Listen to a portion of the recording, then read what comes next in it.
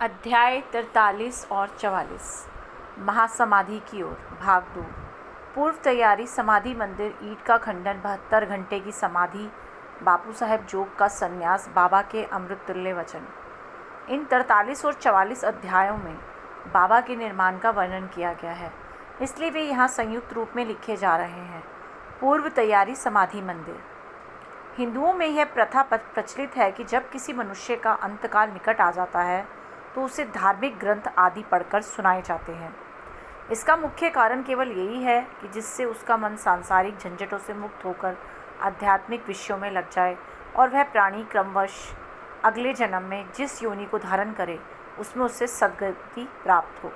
सर्वधारण को यह विदित ही है कि जब राजा परीक्षित को एक ब्रह्म ऋषि पुत्र ने शाप दिया और 1 सप्ताह के पश्चात ही उनका अंतकाल निकट आया, तो महात्मा शुकदेव ने उन्हें उस सप्ताह में श्रीमद् भागवत पुराण का पाठ सुनाया, जिससे उनका मोक्ष को आराम से प्राप्ति हो गई। यह प्रथा अभी भी अपनाई जाती है। महानिर्वाण के समय गीता, भागवत और अन्य ग्रंथों का पाठ किया जाता है।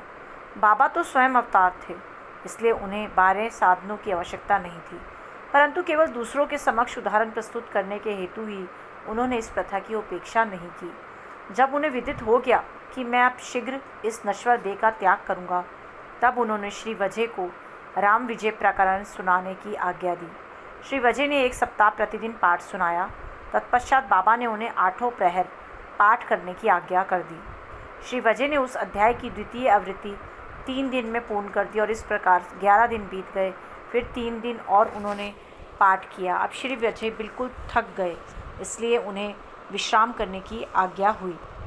बाबा बिल्कुल शांत बैठ गए और आत्मस्थित होकर वे अंतिम क्षण की प्रतीक्षा करने लगे। 2-3 दिन पूर्व ही प्रातःकाल से बाबा ने भिक्षाटन करना स्थगित कर दिया और वे मस्जिद में ही बैठे रहे।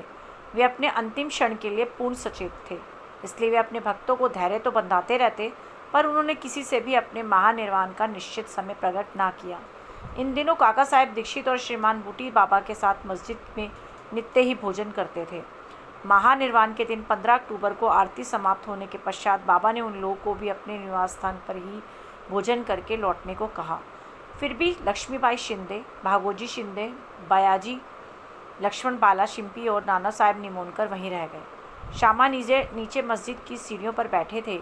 लक्ष्मीबाई शिंदे को 9 रुपये देने के पश्चात बाबा ने कहा कि मुझे मस्जिद में अब अच्छा नहीं लगता है, इसलिए मुझे बूटीवाड़े में ले चलो, जहाँ मैं सुखपूर्वक रहूँगा।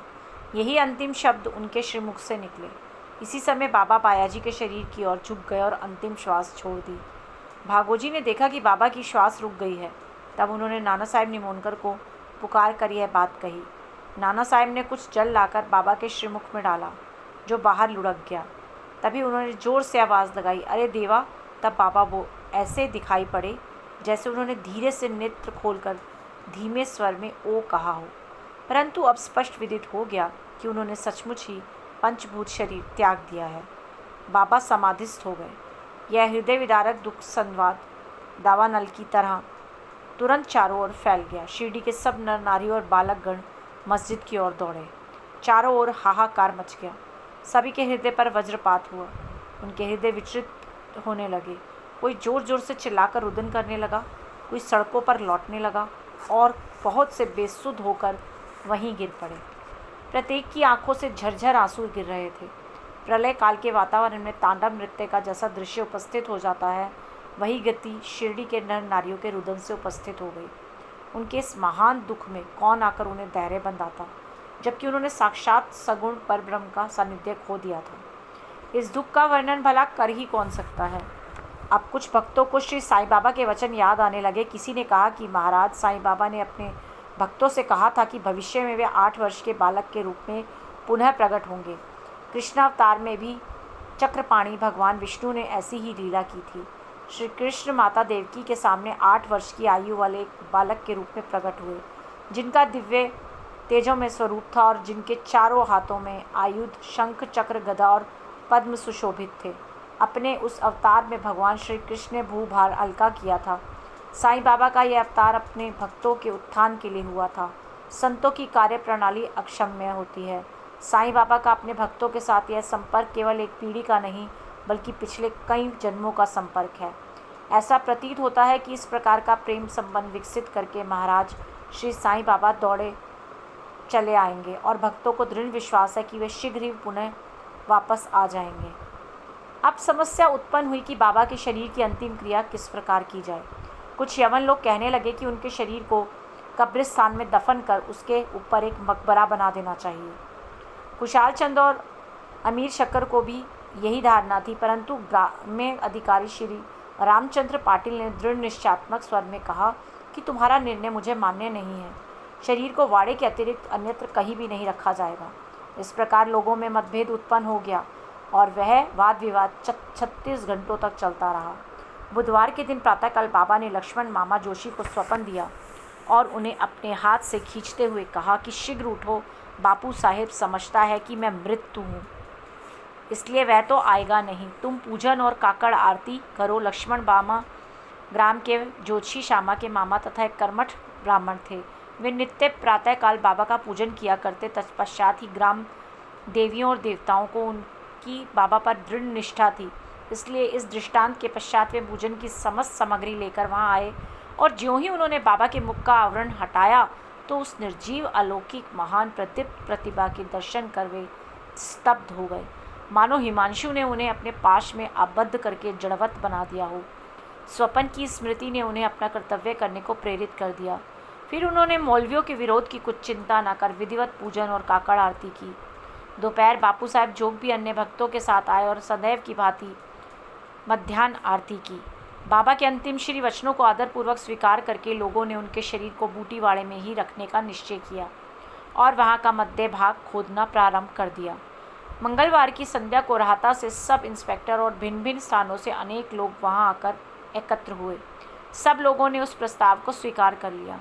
दूसरे दिन प्रातःकाल बम्बई से अमीर भाई और कोपरगांव से मामलेदार भी वहाँ पहुँचे।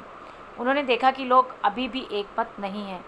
तब उन्होंने मतदान करवाया और पाया कि अधिकांश लोगों का बहुमत वाड़े के पक्ष में ही है। फिर भी वे इस विषय में कलेक्टर की स्वीकृति अति आवश्यक समझते थे। तब काका साहब स्वयं अहमदनगर जाने को उद्यत हो गए, परंतु बाबा की प्रेरणा से विपक्षियों ने भी प्रस्ताव सहज स्वीकार कर लिया और उन सब ने मिलकर अपना मत भी वाड़े के ही पक्ष में दिया। अतः बुधवार की संध्या को बाबा का पवित्र शरीर बड़ी धूमधाम और समारोह के साथ वाड़े में लाया गया और विधिपूर्वक उस स्थान पर समाधि बना दी गई जहाँ मुरलीधर की मूर्ति स्थापित होने को थी। सच तो यह है कि बाबा मुरलीधर बन गए और वाड़ा समाधि मंदिर एवं भक्तों का एक पवित्र देवस्थान जहाँ अनेक भक्त आया जाया करते और अभी भी नित्य प्रति वहाँ आकर सुख और शांति प्राप्त करते हैं। बाला साहेब भाटे और बाबा के अनन्य भक्त श्री उपासनी ने बाबा की विधिवत अंतिम क्रिया की। जैसा प्रोफेसर नारके को देखने में आया, यह बात विशेष ध्यान देने योग्य है कि बाबा का शरीर 36 घंटे के उपरांत भी जड़ नहीं हुआ और उनके शरीर का प्रत्येक अवयव लचीला बना रहा, जिससे उनके शरीर पर से कफनी बिना चिरे हुए सरलता से निकाली जा सकी। ईंट का खंडन। बाबा के निर्वाण के कुछ समय पूर्व एक अपशगुन हुआ जो इस घटना की पूर्व सूचना स्वरूप था।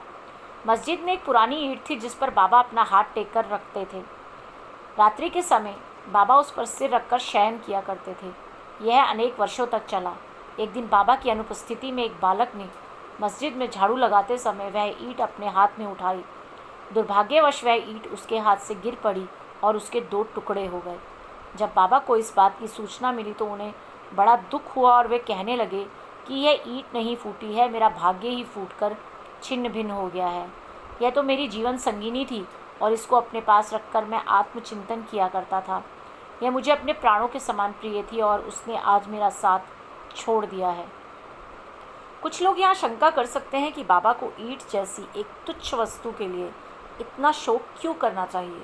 इसका उत्तर हेमांड पंत इस प्रकार देते हैं कि संत जगन के उद्धार तथा दीन और अनाश्रितों के कल्याणार्थी अवतरित होते हैं। जब वे नरदेह धारण करते हैं और जनसंपर्क में आते हैं तो वे इसी प्रकार आचरण किया करते हैं, अर्थात बाहरी रूप से वे अन्य लोगों के समान ही हंसते खेलते और रोते हैं, परंतु आंतरिक रूप से वे अपने अवतार कार्य और उसके ध्येय के लिए सदैव सजग रहते हैं। 72 घंटे की समाधि। इसके 32 वर्ष पूर्व भी बाबा ने अपनी जीवन रेखा पार करने का एक प्रयास किया था। 1886 में मार्गशीर्ष पूर्णिमा के दिन बाबा को दमा से अधिक पीड़ा हुई और इस व्याधि से छुटकारा पाने के लिए उन्होंने अपने प्राण ब्रह्मांड में चढ़ाकर समाधि लगाने का विचार किया। अतएव उन्होंने भक्त मालसापति से कहा कि तुम मेरे शरीर की 3 दिन तक रक्षा करना, और यदि मैं वापस लौट आया तो ठीक है, नहीं तो उस एक स्थान को इंगित करते हुए पर मेरी समाधि बना देना और 2 ध्वजाएं चिन्ह स्वरूप फहरा देना। ऐसा कहकर बाबा रात में लगभग 10 बजे पृथ्वी पर लेट गए। उनका श्वासोच्छ्वास बंद हो गया और ऐसा दिखाई देने लगा कि जैसे उनके शरीर में प्राण ही ना हो। सभी लोग, जिनमें ग्रामवासी भी थे, वहाँ एकत्रित हुए और शरीर परीक्षण के पश्चात शरीर का उनके द्वारा बताए हुए स्थान पर समाधिस्थ कर देने का निश्चय करने लगे। परंतु भक्त मालसापति ने उन्हें ऐसा करने से रोका और उनके शरीर को अपनी गोद में रखकर वे 3 दिन तक उसकी रक्षा करते रहे। 3 दिन व्यतीत होने पर रात को लगभग 3 बजे प्राण लौटने के चिन्ह दिखलाई पड़ने लगे। श्वासोच्छ्वास पुनः चालू हो गया और उनके अंग प्रत्यंग हिलने डुलने लगे। उन्होंने नेत्र खोल दिए और करवट लेते हुए पुनः चेतना में आ गए। इस प्रसंग तथा अन्य प्रसंगों पर दृष्टिपात कर अब हम यह पाठकों पर छोड़ते हैं कि वे ही इसका निश्चय करें कि क्या बाबा अन्य लोगों की भांति ही 3.5 हाथ लंबे एक देहधारी मानव थे, जिस देह को उन्होंने कुछ वर्षों तक धारण करने के पश्चात छोड़ दिया, या वे स्वयं आत्मज्योति स्वरूप थे। 5 महाभूतों से शरीर निर्मित होने के कारण उसका नाश और अंत तो सुनिश्चित है, परंतु जो सद्वस्तु आत्मा अंतकरण में है वही यथार्थ में सत्य है। उसका ना रूप है, ना अंत है और ना नाश। यही शुद्ध चैतन्य घन या ब्रह्म इंद्रियों और मन पर शासन और नियंत्रण रखने वाला जो तत्व है वही साईं है, जो संसार के समस्त प्राणियों में विद्यमान है और जो सर्वव्यापी है। अपना अवतार करने के लिए ही उन्होंने देह धारण किया था और वह कार्य पूर्ण होने पर उन्होंने उसे त्याग कर पुनः अपना शाश्वत और अनंत स्वरूप धारण कर लिया। श्री दत्तात्रेय के पूर्ण अवतार गाणगापुर के श्री नरसिंह सरस्वती के समान श्री साईं भी सदैव वर्तमान है। उनका निर्वाण तो एक औपचारिक बात है। वे जड़ और चेतन सभी पदार्थों में व्याप्त हैं तथा सर्वभूतों के अंतकरण के संचालक और नियंत्रण करता है। इसका अभी भी अनुभव किया जा सकता है और अनेकों के अनुभव में भी आ चुका है, जो अनन्य भाव से उनके शरणागत हो चुके हैं और जो पूर्ण अंतकरण से उनके उपासक हैं।